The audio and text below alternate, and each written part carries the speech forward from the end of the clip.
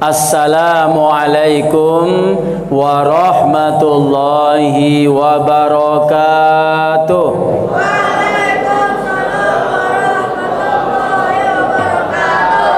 Jawaban yang benar itu waalaikumsalam, ya. Kalau yang mengucapkan salam salamun alaikum, jawabnya waalaikumsalam. Tapi kalau yang mengucapkan salam pakai assalamualaikum, maka jawabannya waalaikumsalam, ya. Ustaz ulangi. Assalamualaikum warahmatullahi wabarakatuh. Waalaikumsalam warahmatullahi wabarakatuh. Ya. Bismillahirrahmanirrahim. Alhamdulillahi rabbil alamin.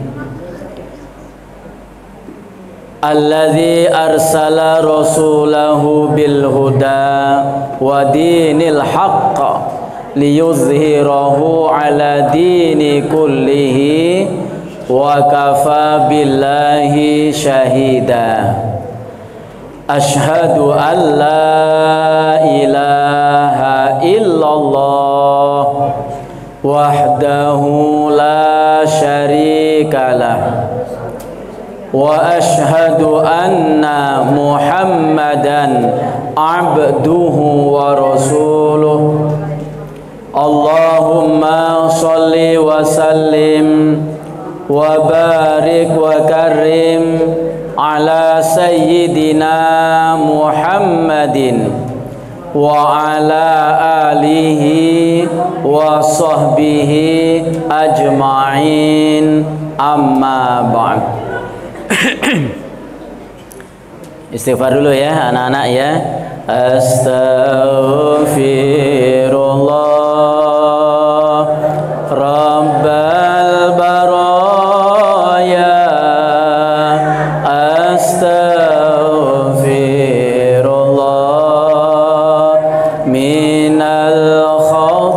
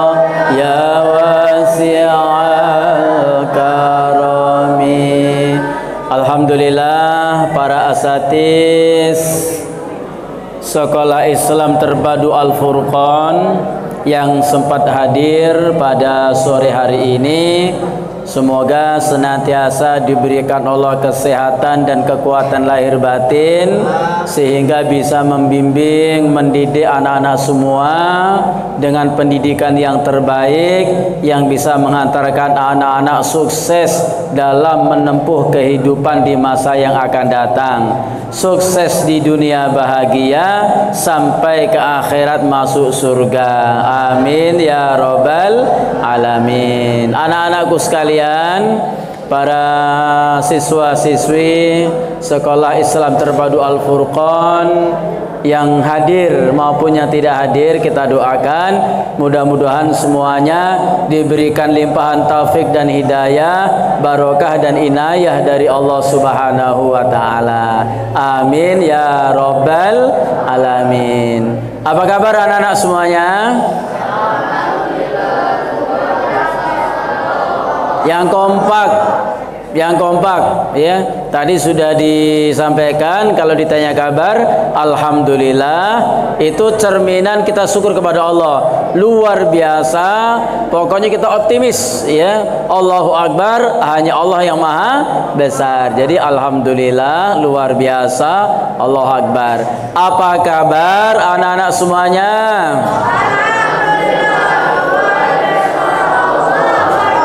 Siap menerima tausiah? Siap mendengarkan ceramah? Siap mendapatkan nasihat? Insya Allah siap ya. Oke, kajian pekan pertama setiap bulan ya, yaitu kita mengkaji kitab Nasaihul Ibad. Sudah 2 bulan tidak ketemu ya. Sudah setahun ya, bukan 2 bulan lagi ya dah. Kita berjumpa di awal bulan Desember, ini jumpa kembali di awal bulan Februari ya. Hari ini tanggal 3 bulan Sya'ban tahun 1446 Hijriah. Berarti sekitar 26 atau 27 hari lagi kita bersama-sama akan menyambut bulan suci Ramadan. Allahumma barik lana fi Sya'ban wa ballighna Ramadan. Sekali lagi, Allahumma barik lana fi Sya'ban wa ballighna Ramadan. Ya Allah, berkahilah kami di bulan Sya'ban ini dan sampaikan kami hingga masuk bulan suci Ramadan. Amin ya rabbal alamin. Anak-anak coba lihat di slide ya, di layar. Di layar itu tercantum 2 foto seorang ulama besar karismatik ya. Yang sebelah sini yang pakai sorban putih, siapa ini coba? Inilah yang namanya ada di bawah, Imam Ibnu Hajar Al-Asqalani. Sebutkan siapa namanya? Imam. Ini ahli hadis, juga ahli tasawuf, luar biasa beliau ini ya. Ini aslinya orang Palestina tapi lahirnya di Mesir ya. Asqalani ini adalah gelar dari orang yang berasal dari Asqalan, itu daerah Palestina yang sekarang sedang bergejolak ya. Beliau menulis kitab namanya Al-Istidadu Liyaumil Ma'ad, persiapan untuk menghadapi hari kiamat ya. Supaya apa? Supaya di akhirat kita selamat ya. Kalau baca tidak usah mampir ke neraka, langsung masuk surga. Anak-anak, semua orang Islam insya Allah masuk surga asal matinya tidak syirik dan tetap istiqomah dalam iman. Insya Allah masuk surga. Alhamdulillah. Cuman masuk surganya itu ada 3 kategori anak-anak. Ada umat Islam yang masuk surga tanpa hisab. Begitu kiamat tiba, manusia dibangkitkan dari kuburnya, mereka ini langsung diantar masuk surga. Itulah orang-orang yang mati syahid di jalan Allah. Luar biasa. Pengen tidak seperti itu? Bercita-cita mati syahid di jalan Allah, langsung masuk surga. Ini kelompok VIP yang paling hebat.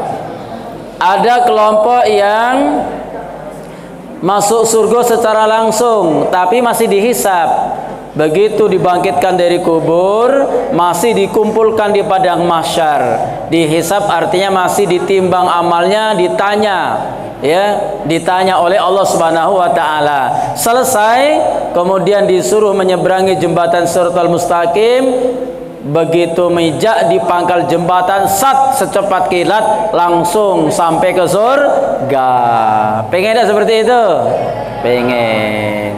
Kelompok ketiga ini matinya masih bawa dosa. belum sempat taubat kepada Allah mati, padahal orang beriman dia, orang Islam. Karena matinya membawa dosa, ketika selesai dihisab di padang mahsyar, terpaksa dicelupkan dulu ke neraka. Untuk apa? Nyuci dosa-dosanya dulu. Setelah dosanya bersih, baru diangkat, diselamatkan, dimandikan di telaga Al-Kautsar milik Rasulullah yang letaknya di depan pintu surga, ya. Kemudian dimasukkan ke dalam surganya Allah Subhanahu wa taala. Nah, anak-anak, ya, mudah-mudahan kita minimal nomor 2 ya. Tapi kalau mati syahid langsung masuk surga. Jadi saudara-saudara kita di Palestina banyak yang syahid di jalan Allah. Sementara yang ini wong Indonesia, anak-anak ini orang Banten.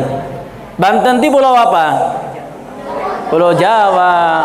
Jadi kalau kita dari Lampung nyebrang dari Bakahoni ke Merak, Merak itu sudah termasuk provinsi Banten, ya. Nah, beliau ini dari Banten. Namanya siapa? Imam Nawawi Al-Bantani. Beliau juga ahli hadis, ya. Beliau ulama tasawuf yang luar biasa, yang tidak hanya membimbing umat ke jalan Allah, juga berjuang, ya, berjuang melawan penjajahan Belanda, yang notabene-nya Belanda orang-orang Kristen, ya. Kemudian beliau menjadi seorang ulama besar yang kemudian namanya sangat harum dan kitabnya banyak sekali, ya. Termasuk kitab yang Ustadz pegang ini, namanya kitab Nashaihul Ibad. Ini adalah kitab yang ditulis oleh Imam Nawawi Al-Bantani, yang merupakan syarah penjelas dari kitab Al-Isti'dadu Liyaumil Ma'ad, ya. Oke, sekarang kita memasuki kajian ke-6. Ini bulan ke-6, ya. Saya ngobrol di hadapan anak-anak, ya. Kajian ke-6. Harusnya ke-7 karena bulan Januari kemarin kalian masih libur, ya. Nah, ini sudah masuk bab kedua, As-Sunai. Sunai itu bab nasihat, dua nasihat. Di sini nanti nasihat bagaimana kehebatan Umar dan Abu Bakar. Kemudian nasihat yang kedua tentang harta dan amal soleh, ya. Nah, ini jadi nasihat bab kedua, makalah keempat tentang 2 kemuliaan. Baik anak-anak, mari kita bersama-sama buka, ya. Memang idealnya kalau kalian punya kitab ini sama-sama baca, sama-sama nerjemahkan, itu lebih bagus, tapi tidak mengapa, ya. Kita pakai ini saja. Gimana?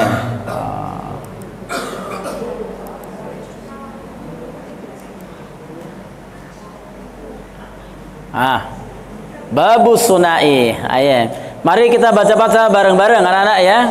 Ustadz baca duluan, sekata demi sekata kalian ikuti, supaya kalian juga ikut merasakan membaca kitab ini. Ya, ikuti Ustadz, ya. Bismillahirrahmanirrahim. Babus Sunai. Ayo. Al-maqalatur rabi'ah.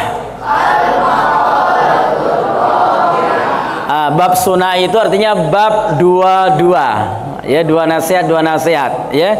Al-maqalah itu tulisan, makalah itu, ya. Kemudian ar-rabi'ah yang keempat. Jadi kalau yang pertama al-ula, kalau kedua as-saniyah, kalau ketiga as-salisa, kalau keempat ini ar-rabi'ah yang keempat. Sambil dikit-dikit belajar bahasa Arab, ya. An Umar radhiyallahu anhu. Ayo bareng-bareng. An Umar radhiyallahu anhu. Nuqila. Anis Syekh Abdul Mu'ti As-Samlawi. Artinya dari Umar, semoga Allah meridhai beliau. Nuqila, dinukilkan, diambil, ya. Anis Syekh, dari Syekh Abdul Mu'ti, yaitu Syekh Abdul Mu'ti, Abdul Muti As-Samlawi. Ini nama orang ya, Abdul Muti As-Samlawi. Nah, mari kita baca lagi. Anan Nabiyya. Semuanya rame-rame.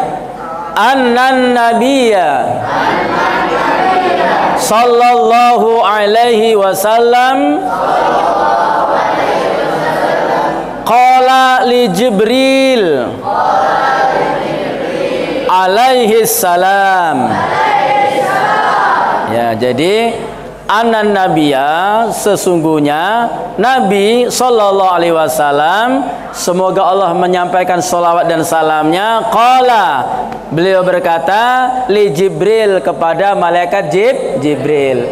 Dari Nabi Muhammad berkata kepada malaikat Jibril alaihi salam. Jadi malaikat Jibril itu juga alaihi salam, semoga Allah menyampaikan salam. Mari baca lagi.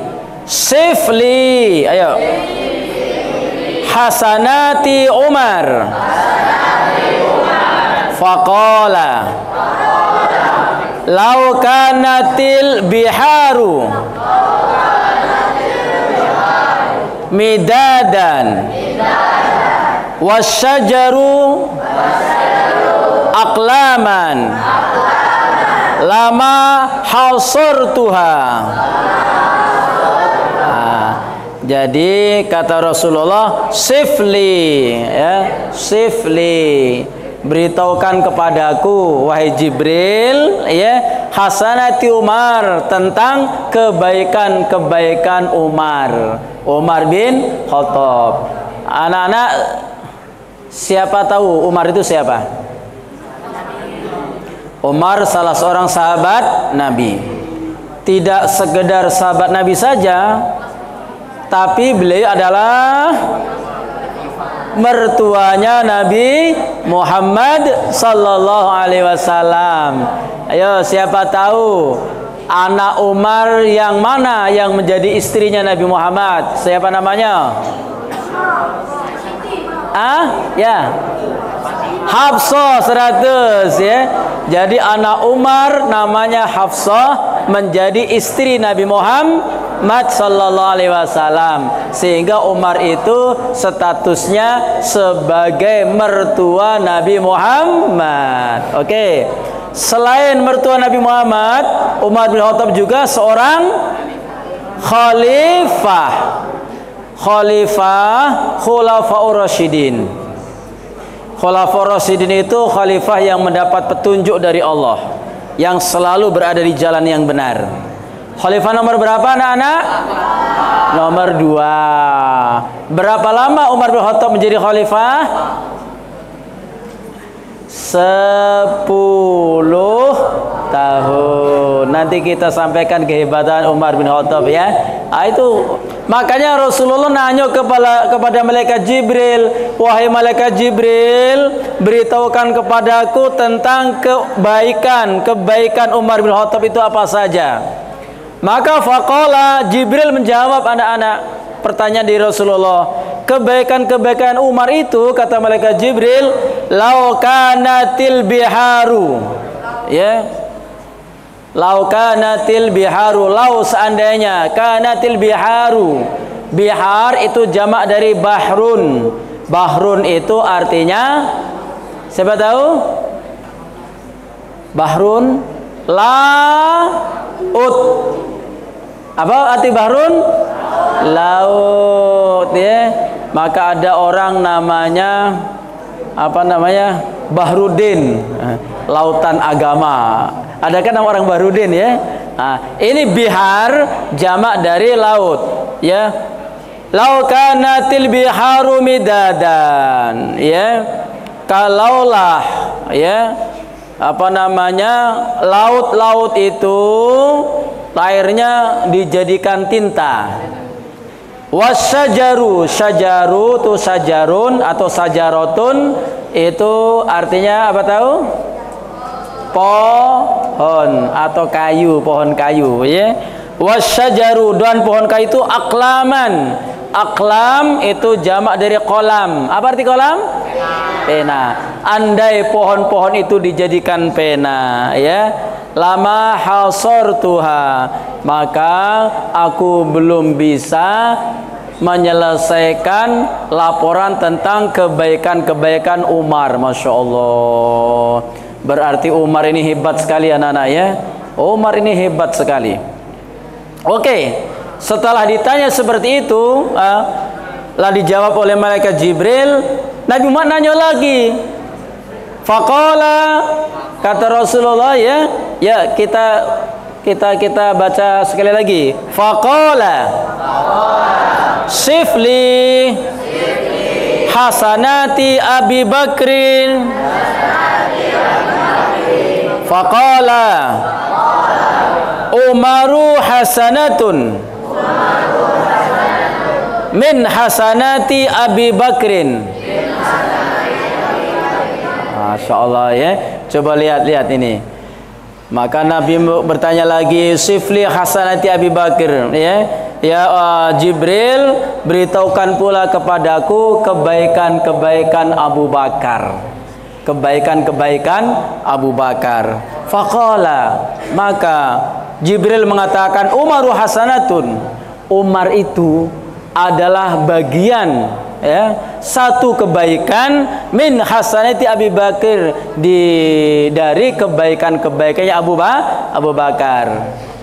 Jadi kalau demikian, banyak kebaikan Abu Bakar apa banyak kebaikan Umar? Halo. Umar itu adalah bagian dari kebaikannya Abu Bakar. Luas kebaikan Umar apa luas kebaikan Abu Bakar?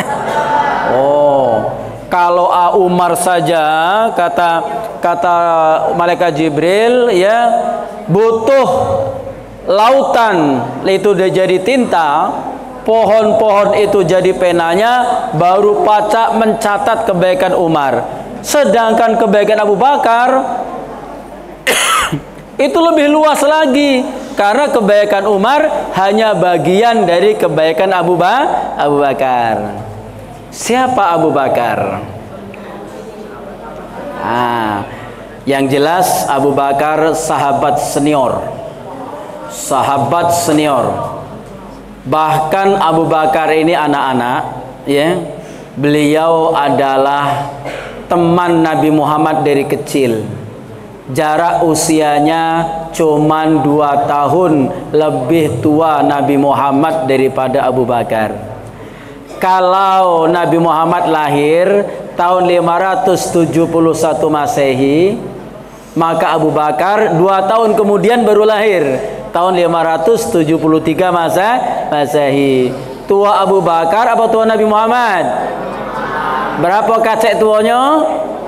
2 tahun. Tapi anak-anak, Abu Bakar adalah mertuanya Nabi Muhammad sallallahu alaihi wasallam. Siapa tahu anak Abu Bakar yang menjadi istri Rasulullah. Siapa? Aisyah radhiyallahu anha, itu anak Abu Bakar, lalu menjadi istri Nabi Muhammad sallallahu alaihi wasallam. Sudah itu Abu Bakar juga merupakan salah satu khulafaur rasyidin. Khalifah nomor berapa? Pertama.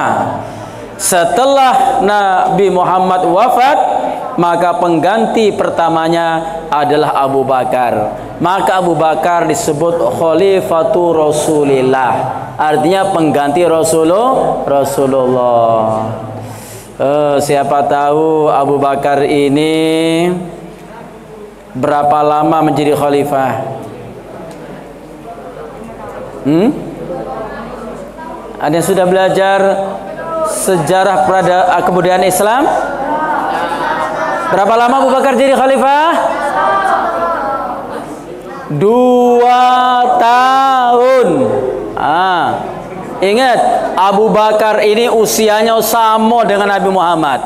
Lahirnya 2 tahun setelah Nabi Muhammad, meninggalnya pun 2 tahun setelah meninggalnya Nabi Muhammad. Kalau Nabi Muhammad usianya 63 tahun, hitungan tahun Hijriah, maka Abu Bakar pun usianya 63 tahun. Tapi kalau dihitung Masehi anak-anak, Nabi Muhammad itu usianya 61 tahun lebih 1 bulan lebih 17 hari. Ya. Berapa tahun usia Nabi Muhammad kalau dihitung dengan hitungan Masehi? 61 tahun lebih 1 bulan lebih 17 hari, ya. Tapi kalau dihitung tahun Hijriah, Nabi Muhammad usianya 63 tahun. Seperti Ustadz nih, Ustadz Mugiono nih. Ustadz Mugiono nih kalau dihitung hitungan Masehi sekarang, usia Ustadz ini 52 tahun 2 bulan. Berapa usia Ustadz sekarang? 52 tahun 2 bulan. Kalau dihitung hitungan Masehi.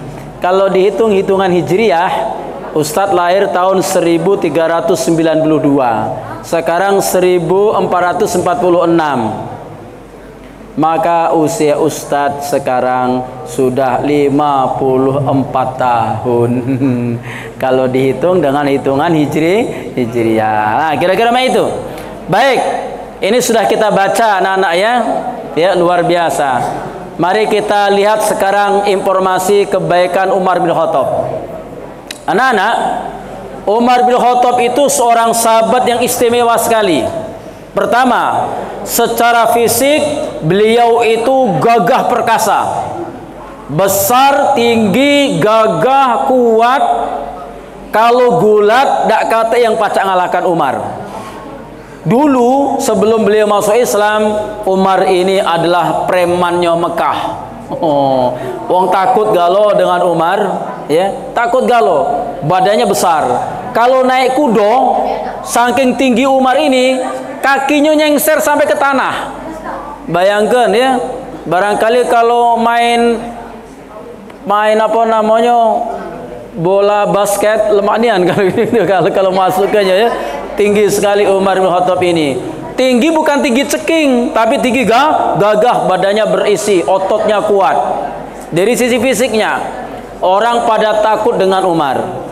Makanya ketika Umar masuk Islam dan pergi hijrah, coba dengarkan anak.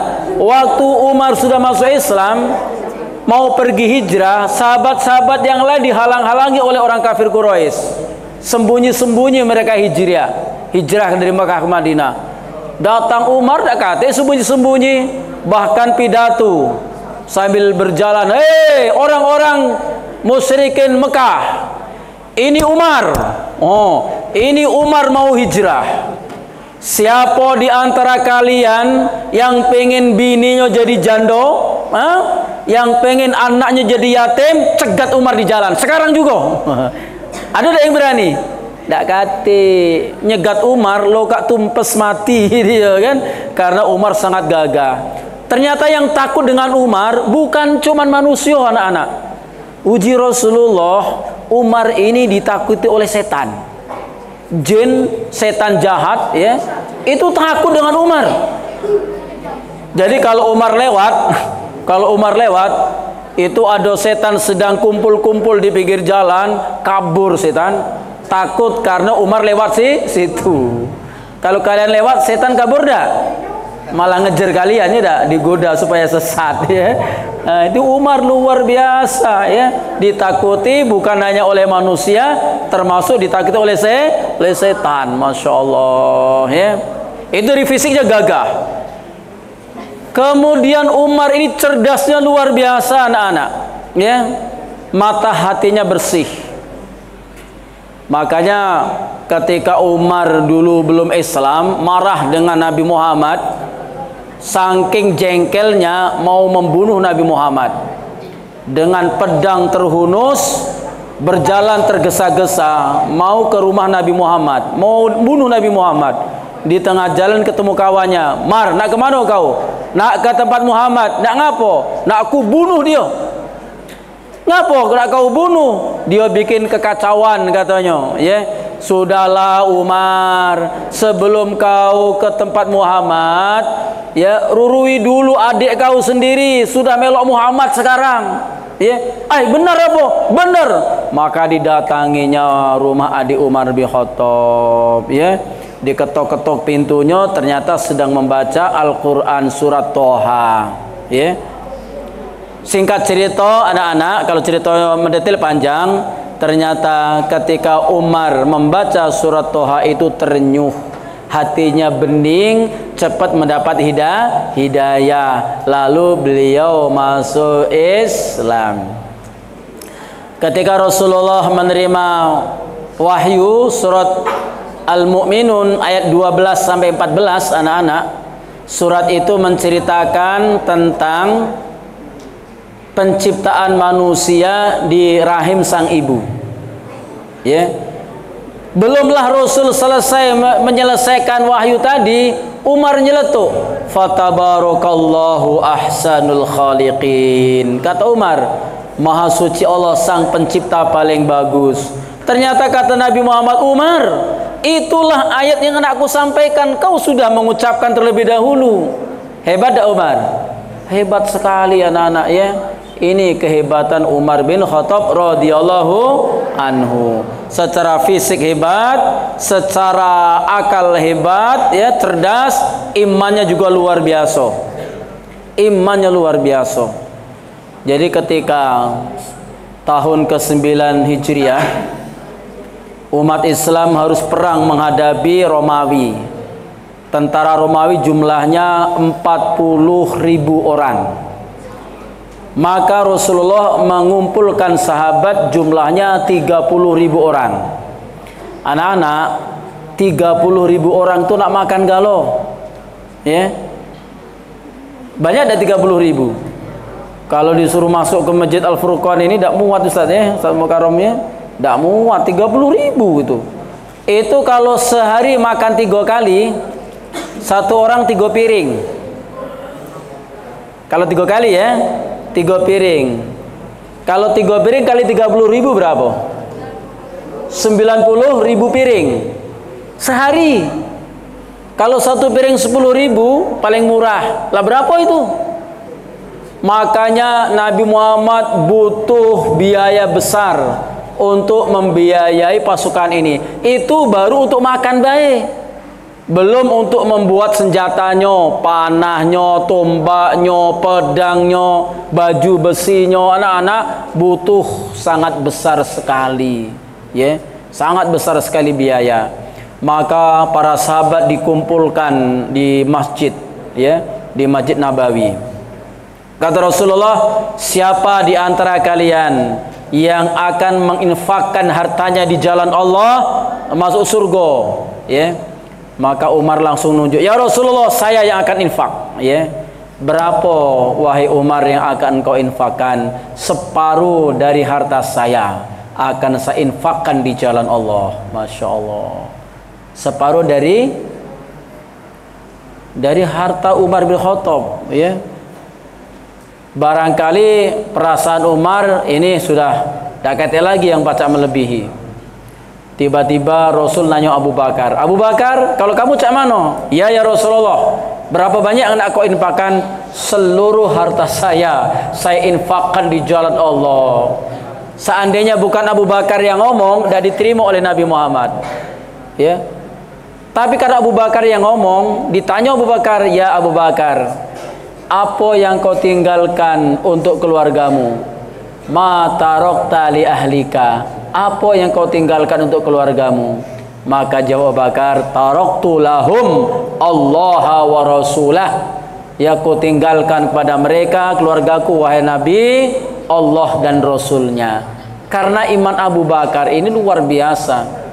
Kalau seluruh iman umat Islam sedunia ditimbang, masih kalah beratnya dengan iman Abu Bakar. Maka Rasul menerima. Kalau kita mikir-mikir Ustaz Karom, ya, mikir-mikir 1/10 baik kita masih bantah, ya.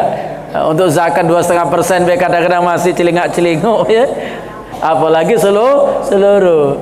Anak-anak, halo, kalian pernah bawa duit 100.000 tak? Pernah? Warnanya apa? Merah, ya. Merah.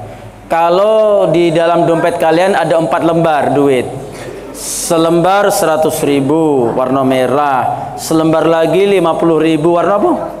biru. Selembar lagi 20.000 warna hijau ya. Selembar lagi 10.000 warna ungu. Kira-kira kalau sedang Jumatan ada kotak yang lewat, yang kalian cabut dimasukkan ke kotak amal, yang warna apa? Yang ungu ya. Bangsa ada 1.000 rupiah, mungkin 1.000 dimasukkan dah. Kita ini masih jauh nian. Kalau Abu Bakar cabut galo-galo, masukkan galo-galo ke kotak amal itu. Masya Allah. Makanya ternyata kehebatan Umar bin Khattab yang luar biasa itu masih ada di pucuk Umar bin Khattab, yaitu Abu Bakar Siddiq. Ada lagi Umar ya. Umar ini pernah ditipu orang. Umar bin Khattab itu orang paling giat untuk sholat berjamaah. Beliau tidak mau ketinggalan sholat berjamaah bersama Rasulullah. Pokoknya setiap waktu sholat harus sholat berjamaah dengan Rasulullah. Waktu itu hampir masuk asar anak-anak. Hampir masuk asar, ada yang ngomong dengan Umar. Umar katanya, ada apa? Kebun kurma kamu itu Umar, itu ada pencuri yang akan memanen kebun kurma kamu. Padahal kebun kurma itu sedang masak, ya, mau dicuri oleh orang. Kata wong tadi, bener apa? Bener. Namanya Umar anak-anak, ya, tidak takut siapa-siapa, didatanginya kebun kurma itu. Ternyata tidak kata siapa-siapa, dikelilinginya, dicari ya, dari sudut ke sudut, dari ujung ke ujung, tidak kata siapa-siapa. Nah, terbudi Umar kan.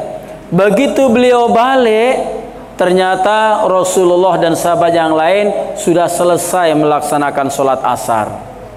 Umar kecewa, tidak ya? Nih gara-gara kebunku berapa, katanya sehetar lah begitu ya, gara-gara kebun kurmaku akhirnya aku ketinggalan sholat asar berjamaah bersama Rasulullah. Maka demi Allah, kata Umar, kebun itu akan ku sedekahkan semua untuk fakir miskin.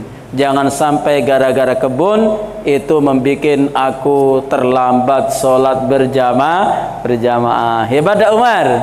Hebat. Tapi Abu Bakar lebih hebat lagi. Subhanallah ya. Umar banyak sekali kelebihannya anak-anak. Apalagi ketika beliau menjadi khalifah. Kalau saya sebutkan tidak selesai ya seharian ketika beliau menjadi khalifah anak-anak. Ya. Sebelum Umar bin Khattab ini tidak ada kantor. Kantor tidak ada. Kalau nak musyawarah di masjid, kalau nak mengumpulkan dana di masjid, nak latihan perang juga di masjid. Pusat sentral kegiatan umat Islam. Begitu Umar bin Khattab jadi khalifah, beliau berpikir harus ada kantor, tempat administrasi negara. Maka perkantoran dalam negara yang pertama kali bagi umat Islam itulah di zaman Umar bin Khattab.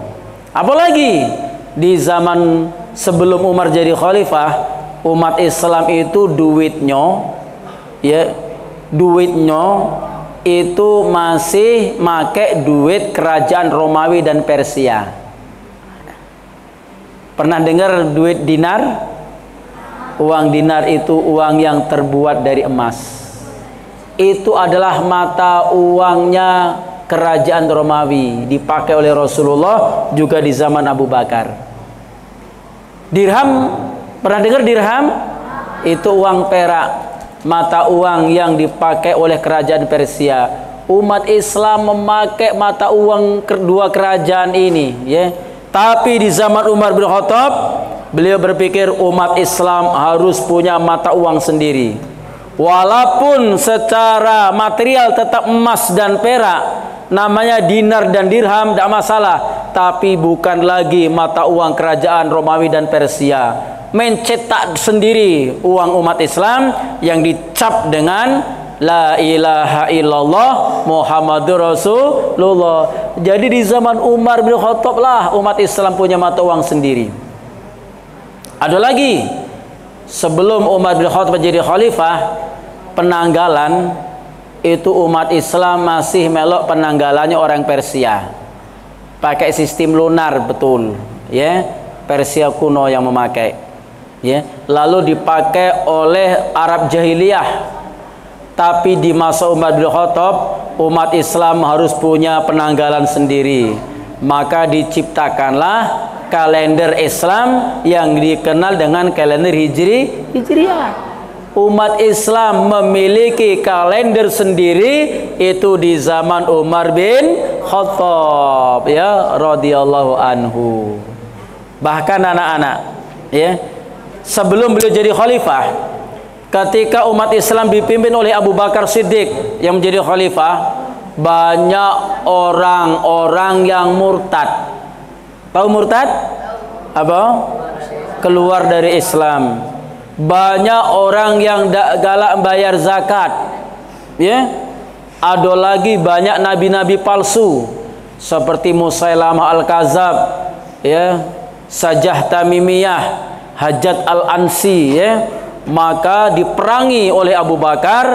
Banyak sekali umat Islam yang hafal Al-Quran wafat dalam perang, syahid di jalan Allah. Tidak kurang dari 70 para hufaz, 70 orang penghafal Al-Quran. Maka Umar berpikir, nah bahaya ini.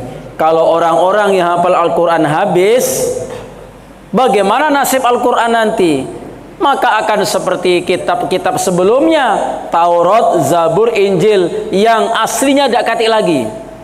Maka Umar bin Khattab ngusul dengan Abu Bakar, wahai Abu Bakar, mohon kumpulkan sohifah, tulisan-tulisan Al-Quran yang masih berserakan di tangan sahabat, kita satukan. Biar apa? Biar tidak hilang nanti Al-Quran. Sementara yang hafal Al-Quran semakin hari semakin berkurang karena meninggal. Awalnya Abu Bakar berat. Kenapa berat? Karena Rasul tidak pernah melakukan itu, kakek dianggap bid'ah. Maka Umar menegaskan lagi pentingnya mengumpulkan Al-Quran. Akhirnya, ya, tulisan-tulisan Al-Quran di tangan-tangan sahabat yang ditulis di tulang, di kulit yang disamak, di daun lontar, ya, itu dikumpulkan, disusun sesuai dengan yang pernah disampaikan Rasulullah. Itu dari pertama surah Al-Fatihah sampai surat An-Nas, lalu dikebet, ditali, ya, ditali, disimpanlah di rumah istri Rasulullah yang anak Umar bin Khattab, yaitu Hafsah. Itu hebatnya Umar. Jadi pemikiran Umar luar biasa untuk menyelamatkan Islam ini, anak-anak, ya. Ini Umar bin Khattab. Makanya kata Rasulullah, andai ada nabi setelah aku, Umarlah orangnya yang paling cocok menjadi nabi. Karena setelah Nabi Umar tidak kati nabi lagi, maka tidak boleh ada orang yang diakui sebagai nabi.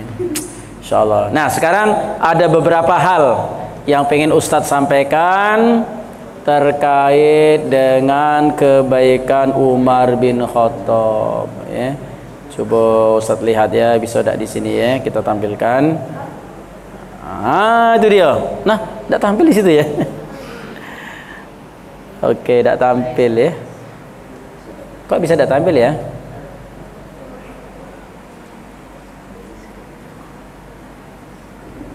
Berbeda. Lapinda tadi. Oke lah, tidak apa-apa. Nanti kalau ada yang pengen nanya saja, ya, karena waktu kita juga sudah semakin semakin menipis, ya. Kalau Abu Bakar, aduh, banyak sekali kebaikan Abu Bakar, anak-anaknya. Abu Bakar itu orang kaya yang dermawan, ya. Abu Bakar itu rela mengorbankan dirinya demi Nabi Muhammad sallallahu alaihi wasallam. Saya sedikit cuplikan kecil dari kehebatan Abu Bakar. Anak-anak, siapa orang yang menemani Rasulullah ketika hijrah dari Mekah ke Madinah? Abu Bakar. Di tengah malam Abu Bakar bersama Rasulullah, ya, berangkat hijrah. Harusnya jalan dari Mekah ke Madinah itu keluar di pintu utara, Tapi Rasulullah dengan Abu Bakar keluar di pintu selatan untuk mengelabui supaya kafir Quraisy tidak ngejar. Karena kafir Quraisy sedang mengepung rumah Nabi Muhammad, Nabi akan dibunuh. Ya. Bersembunyilah mereka berdua, Abu Bakar dan Umar. Sembunyi di mana? Di satu gua. Ayo, siapa yang tahu apa nama guanya? Gua Sur. Gua Sur itu anak-anak gua di gurun pasir, ya, di bukit batu yang terjal. Di situ tahu tak, banyak ular gurun. Ular gurun itu sangat berbisa anak-anak, ya.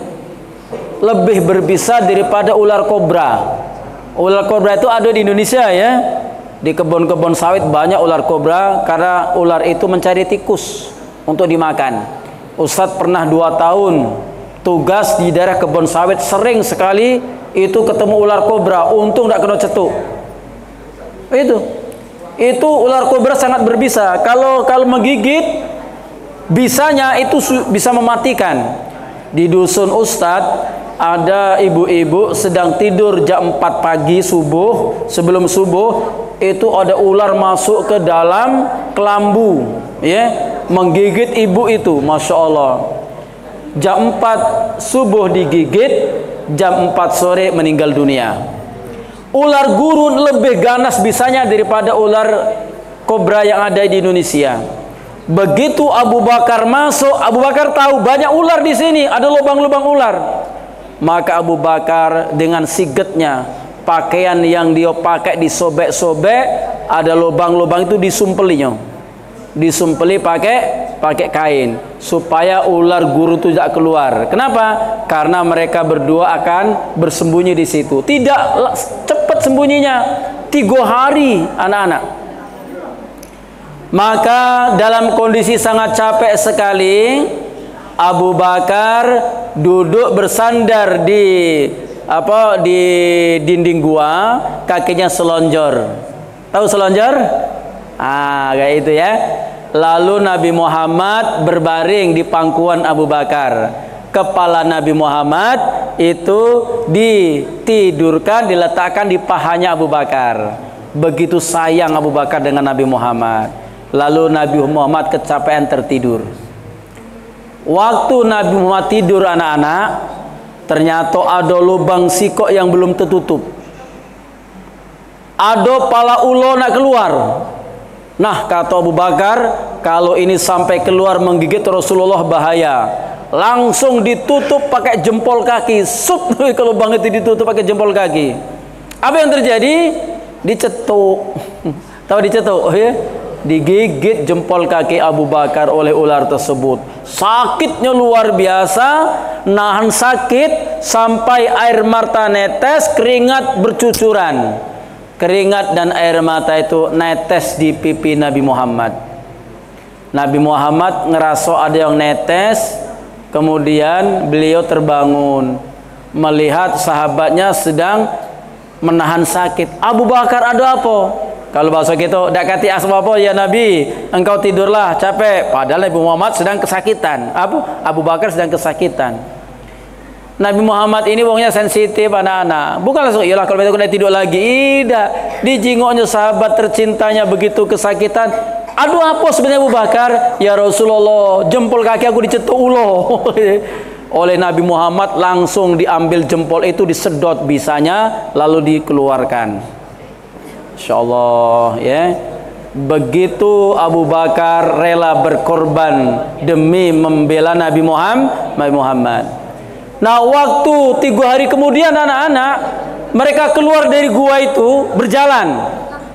Nah, ketika berjalan Abu Bakar ini seperti wong bingung. Ya, kadang lari di sebelah kanan Rasulullah. Tidak lama lari lagi di sebelah kiri Rasulullah. Tidak lama lagi lari ke depan Rasulullah. Tidak lama lagi lari ke belakang Rasulullah. Rasul heran. Hei Abu Bakar, ngapa kau cak itu? Kadang di kananku, kadang di kiriku, kadang di depanku, kadang di belakangku. Ya Rasulullah, aku takut ada musuh yang menyerang engkau. Kalau terbayang bagiku musuh dari sebelah kanan, maka aku cepat ke sebelah kananmu.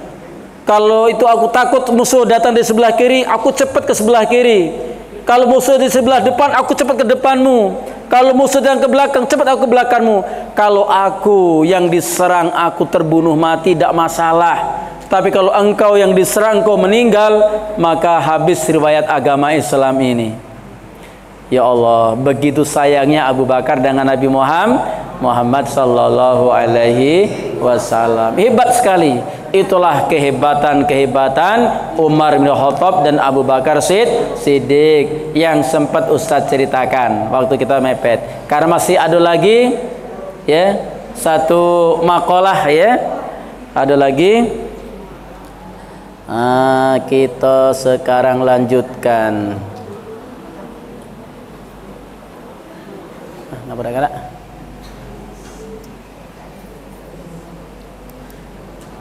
Oh.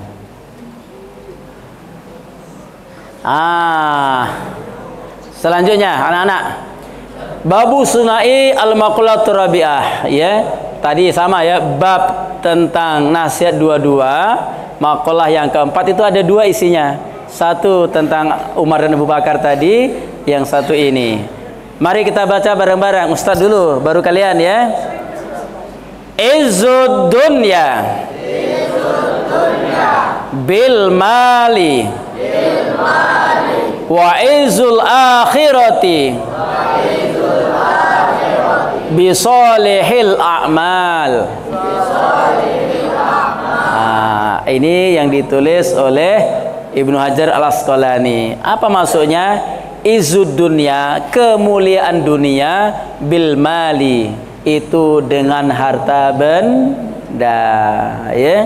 Wa izzul akhirah, dan kemuliaan akhirat, bi solihil a'mal, dengan amal yang soleh, dengan kebaikan amal. Lalu dijelaskan oleh Imam Nawawi, fala tataqawwa umurud dunya wala tasluhu illa bil amwali ya. Persoalan dunia ini tidak akan kuat ya.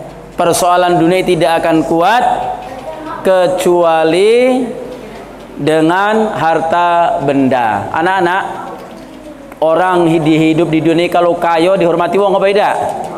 Oh, di tengah masyarakat rumahnya besar, makannya lemah ya, kendaraannya bagus, orang hormat galau dengan dia, pakaiannya bagus-bagus. Kemudian kalau ngurusi sesuatu karena banyak duit, selesai. Mau pergi haji umroh duit banyak, pacak ya. Mau bangun masjid, pacak. Mau beli rumah, pacak. Nambah mobil, pacak. Karena kaya. Biasanya di dunia itu dihormati karena orang punya harta benda. Wong kaya itu apapun pacak digawe ke. Nak traveling, rekreasi kemana baik pacak, ngapa? Duit banyak. Nak keluar negeri ke Jepang jadi. Nak kemana lagi ke Eropa jadi, ngapa? Banyak duit. Jadi kemuliaan di dunia itu ditopang oleh harta benda. Tapi selanjutnya, wala tataqawwa umurul akhirah, kalau persoalan akhirat tidak akan kuat, wala tasluhu, dan tidak akan berhasil, tidak akan sukses ya, illa kecuali bil a'mali sholihah, dengan amal saleh. Anak-anak, kayolah orang sekayo apapun, kalau kafir masuk surga apa tidak? Tidak baca. Duit miliaran rupiah di bank, rumah tingkat 3, mobil sejumlah keluarganya. Di dalam rumah ada 6 orang, bapaknya, ibunya, anaknya 4 orang, mobilnya ada 6. Saking kayanya tidak. Tapi tidak sholat, masuk neraka tidak? Masuk neraka, tidak akan sukses ya. Tidak akan sukses. Maka keselamatan di akhirat itu tidak karena harta anak-anak, tapi karena amal soleh, ibadah dia, kebaikan dia, itulah yang akan menyelamatkan diri kita di akhirat kelak. Anak-anak,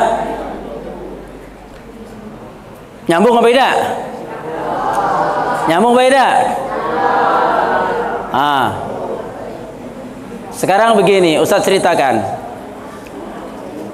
Harta, duit banyak, ya, itu memang ngelemakkan orang hidup di dunia. Betul tak? Kalian lemak jadi buntu apa banyak duit? Banyak duit. Kan lemak nak jajan ada duit, tidak? Lemak, ya. Tapi ingat, harta benda yang kita simpan, yang disimpan oleh wong kaya, itu memang ngelemakkan hidup di dunia. Tapi kalau mati menyengsarakan. Kenapa?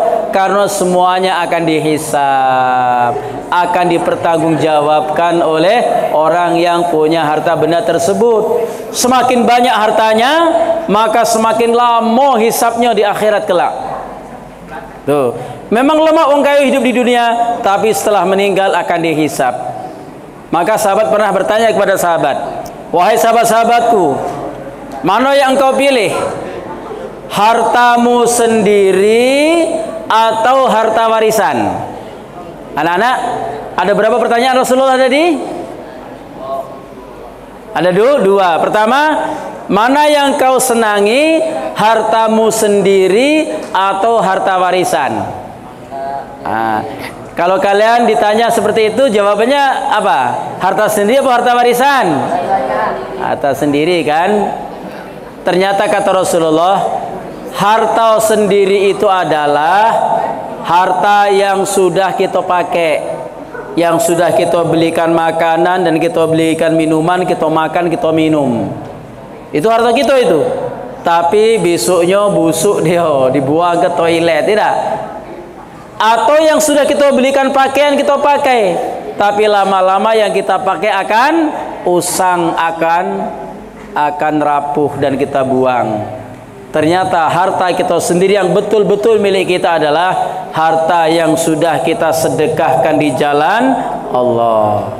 Itu harta kita. Kata Rasul, kebanyakan orang justru menyukai harta warisan. Apa itu harta warisan? Harta yang masih tersimpan belum dipakai di bank 1 miliar umpamanya, kan? Kemudian tanahnya di dusun ada 10 hektar belum kita pakai itu, ya. Emasnya ada 100 suku disimpan di gelok, ya. Itu semuanya harta warisan karena belum dipakai. Kenapa harta warisan? Maka kalau dia meninggal saat itu, semuanya tinggal. Benar dah? Uang yang di bank tinggal. Siapa yang akan mengambil? Ahli waris. Rumahnya yang banyak, tanahnya yang luas akan diambil oleh ahli waris. Tapi kebanyakan orang itu mencintai harta warisan daripada hartanya sendiri. Maksudnya lebih suka numpuk-numpuk harta daripada menyedekahkan di jalan Allah. Padahal harta yang sudah disedekahkan di jalan Allah, itulah harta kita sendiri. Paham anak-anak? Paham? Oke. Jadi kesimpulannya, di dunia ini akan bahagia, akan senang, akan dimuliakan kalau banyak harta. Salah satu harta itu duit. Tapi kalau akhirat akan dimuliakan oleh Allah, akan bahagia masuk surga kalau banyak amal soleh. Nah, yang lemah adalah harta banyak, amal soleh juga banyak. Di dunia senang, di akhirat bahagia. Tunjuk tangan siapa yang pengen seperti itu. Harta banyak, banyak amal soleh pula. Tunjuk tangan. Ya. Ustaz sudah nunjuk duluan. Yang akhwat galak ada harta banyak, ngapa dah tunjuk tangan? Oh, dah galak harta sudah. Jadi miskin ini dah. Kalau banyak harta jadi kaya. Dengan kita kaya, pacak sedekah anak-anak, pacak bayar zakat, pacak sekolah tinggi-tinggi, pacak ngapa baik. Maka dengan harta itu kita bisa melaksanakan amal soleh. Ustaz mau tanya, bisa tak orang mengeluarkan zakat kalau kata duit? Halo? Bisa tak berzakat kalau kata duit? Tidak bisa. Boleh tak pergi haji ke tanah suci kalau tak bayar ongkosnya? Tidak boleh, diusir uang. Tidak. Oh, ternyata amal soleh juga perlu harta. Maka harta kita sendiri adalah harta yang sudah kita pakai untuk pergi haji, untuk mengeluarkan zakat, untuk sedekah, dan untuk kita pakai sendiri. Itulah harta kita yang sebenarnya. Mudah-mudahan Ustaz doakan ya, kalian semua sukses hidup di dunia ini ya. Tidak hanya banyak harta, tapi jadi orang yang soleh, yang rajin ibadah, jadi abid fillah ya. Tidak hanya abid fillah, tapi orang yang arif billah, orang yang arif dalam beribadah, makrifat kepada Allah Subhanahu wa taala. Amin ya rabbal alamin. Nah, itu saja barangkali anak-anak ya, sekilas tentang Nasaihul Ibad, makalah bab yang kedua, makalah yang keempat sudah Ustaz sampaikan. Bismillahirrahmanirrahim. Alhamdulillahi rabbil alamin. Allahumma salli ala Muhammad wa ala alihi wa sahbihi ajma'in. Rabbana zidna ilma warzuqna fahma. Allahumma aghnina bil ilmi wa zayyina bil hilmi wa akrimna bi taqwa wa jamilna bil afiyah. Allahumma arzuqna ilman nafi'a wa amalan mutaqabbala wa rizqan halalan tayyiba ya arhamar rahimin. Allahumma barik lana fi Sya'ban wa ballighna Ramadan. Rabbana atina fid dunya hasanah wa fil akhirati hasanah wa qina azabannar. Wa sallallahu ala Muhammadin walhamdulillahi rabbil alamin. Akhir kalam, hadanallahu wa yakum ajma'in. Subhanakallahumma wa bihamdika asyhadu an la ilaha illa anta astaghfiruka wa atubu ilaik. Wassalamu alaikum warahmatullahi wabarakatuh.